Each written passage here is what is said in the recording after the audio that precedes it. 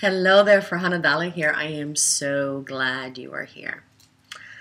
Okay, like all good beginnings, they actually begin with an ending. Mine happened on Valentine's Day when I found out that my husband bought a gift for another woman. And all day I was like thinking, there has to be an explanation. There's no way he would do this to me. There is something I'm missing.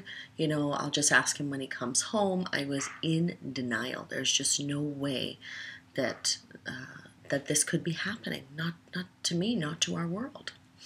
And when he came home, the children very intuitively moved to another room, and I asked him about it.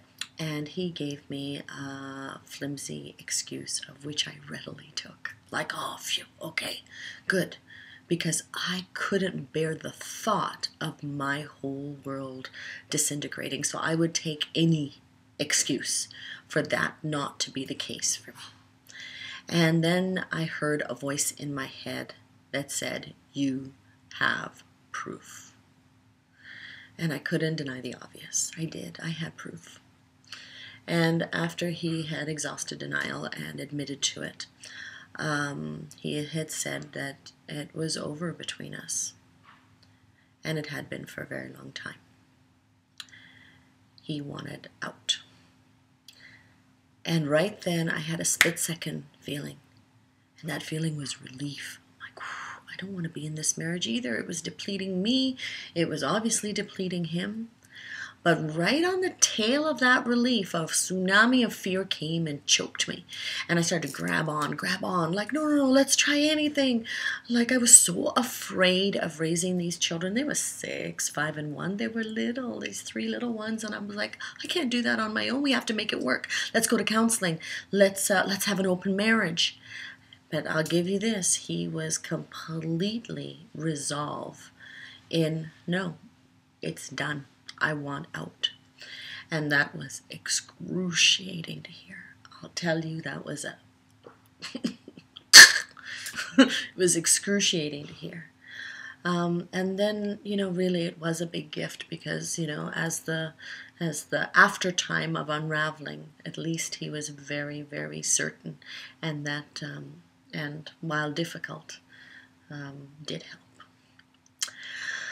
So I was left to deal with my fear and navigate the emotions of me and the children, and with this quicksand and crumbling kind of ground that we were on. I had no idea. I already, the fear was really coming for me. But what I did not expect was the velocity of shame that I felt.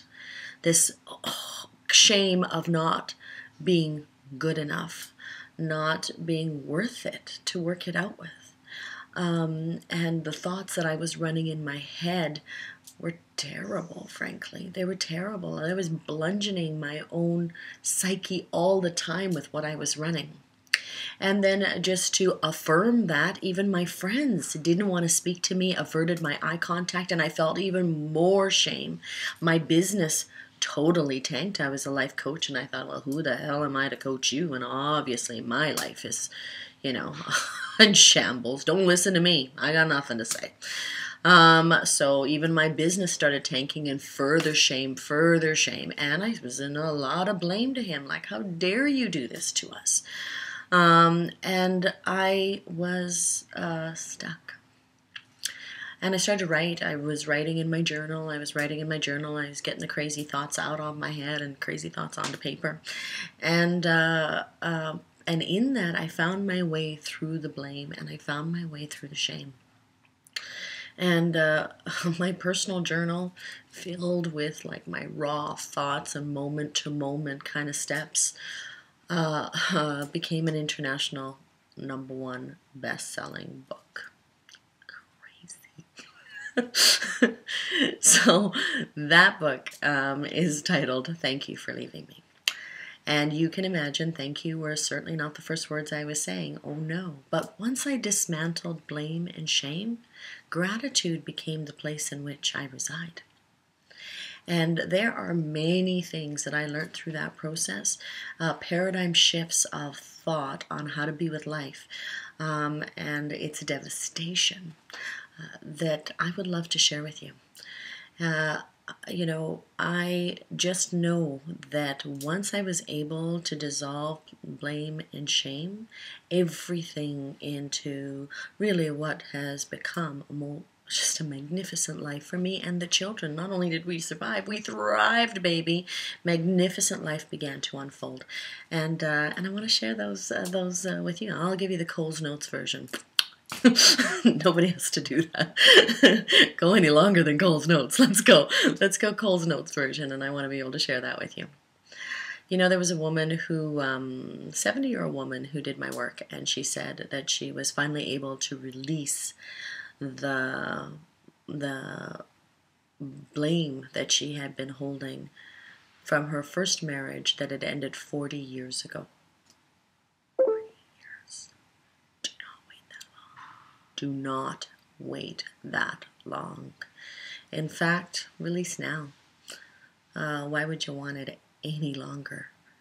So I would love to be able to share this with you. Please join me on this worldwide webinar, and we're gonna have some fun, really exploring new thought here, and see the velocity it takes in your life. All right, I'll see you there. Sign up, baby.